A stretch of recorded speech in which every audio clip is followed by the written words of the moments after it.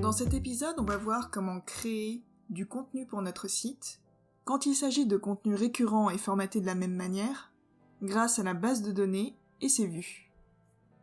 Sur notre site de démo, on voit dans la colonne de gauche une suite d'articles avec le même type d'informations et la même mise en page, classés du plus récent au plus ancien. Donc je me dis que ce serait une bonne idée de regrouper ces articles dans une base de données et de les visualiser sous forme de galeries.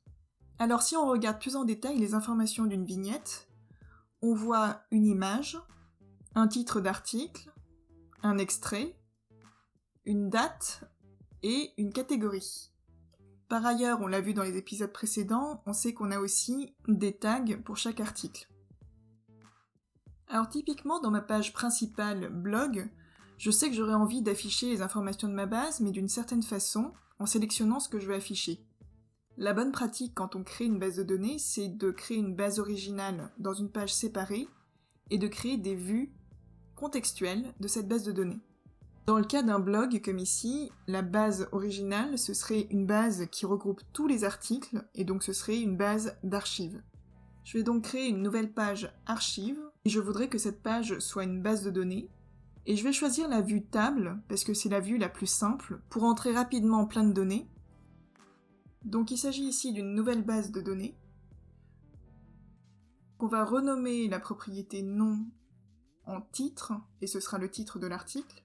On va modifier la propriété étiquette, qui est une propriété par défaut, et on va la renommer extrait, et ce sera une propriété de type texte. On va ajouter une nouvelle propriété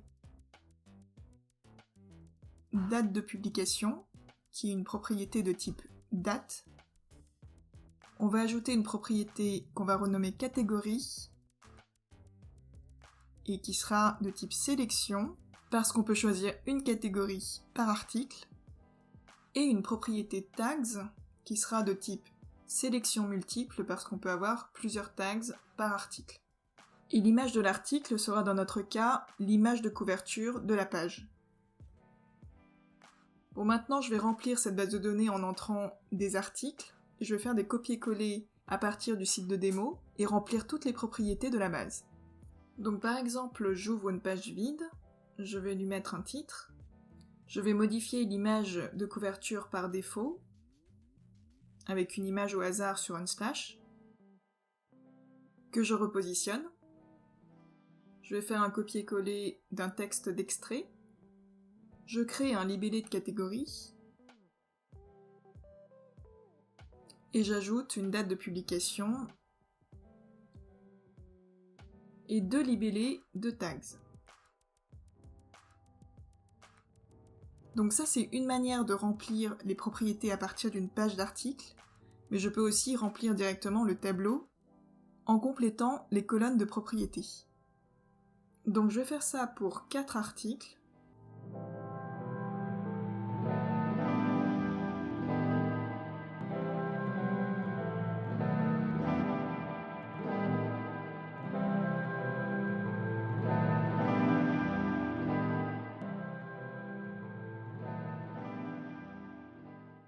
Et pour chacun d'eux, je vais ajouter une image de couverture.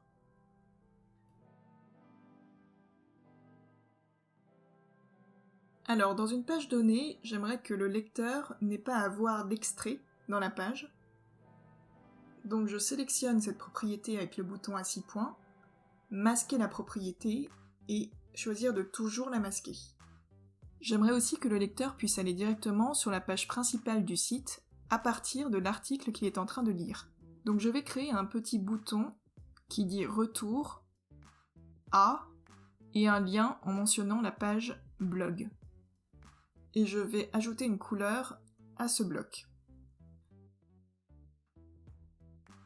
Alors typiquement c'est un bouton que je voudrais retrouver dans chaque article. Donc au lieu de faire des copier-coller à chaque fois, je vais sélectionner ce bloc, couper, créer un modèle de page dans notre base de données en cliquant sur Nouveau modèle, et je donne un nom à mon modèle, et je vais coller mon bouton dans le modèle. Et donc, à chaque nouvel article créé, je peux utiliser mon modèle et avoir directement le bouton Retour à blog. Et donc je vais faire la même chose pour tous les articles de ma base. Puis je vais ajouter un corps de texte à chaque article. Maintenant que j'ai initié ma base, j'aimerais avoir une vue différente de mes archives.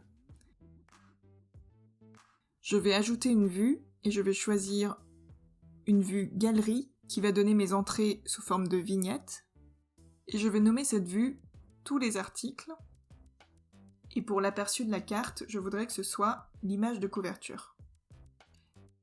Et dans cette vue galerie, j'aimerais afficher d'autres types d'informations, donc je vais aller dans Propriétés, et je vais choisir d'afficher la catégorie, la date de publication et l'extrait, comme sur le site démo. Et je vais visualiser mes articles du plus récent au plus ancien, en ajoutant un tri sur la date de publication par ordre décroissant. Et maintenant, je peux supprimer ma vue de table en appuyant sur CTRL, en cliquant dessus, et supprimer. Ok, j'ai maintenant ma base originale et je voudrais afficher dans ma page principale blog une suite d'articles comme dans le site démo. Comme il y a beaucoup d'informations sur cette page, je vais afficher ma page en pleine largeur. Et je vais donc créer ici une vue contextualisée de ma base originale, avec la commande /vue liée.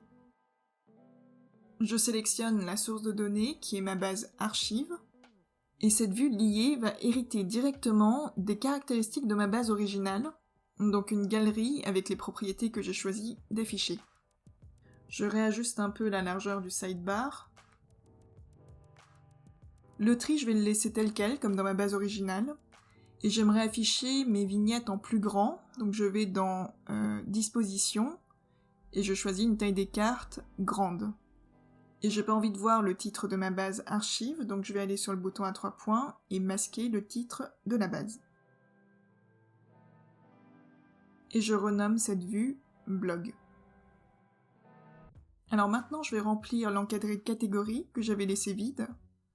Si je retourne sur le site de démo, je vois un affichage des libellés de chaque catégorie, avec entre parenthèses le nombre d'articles dans chaque catégorie. Donc je vais essayer de reproduire cet affichage et créer à l'intérieur de l'encadré une vue liée de ma base archive. Et là, j'ai besoin d'une vue minimaliste de ma base, donc je vais modifier ma vue en liste. Et je renomme ma vue catégorie. Et pour avoir un affichage des libellés, je vais aller sur le bouton à 3 points, grouper et grouper par catégorie.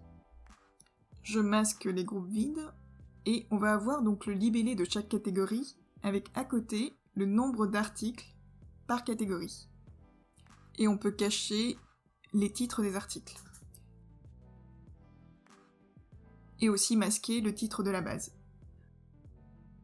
Donc là on a tout le contenu pour la page principale blog et on va maintenant s'occuper des pages de tags. Et là, c'est le même principe. En fait, on veut une vue liée de notre base originale qui regroupe tous les articles, mais filtrée sur le nom du tag.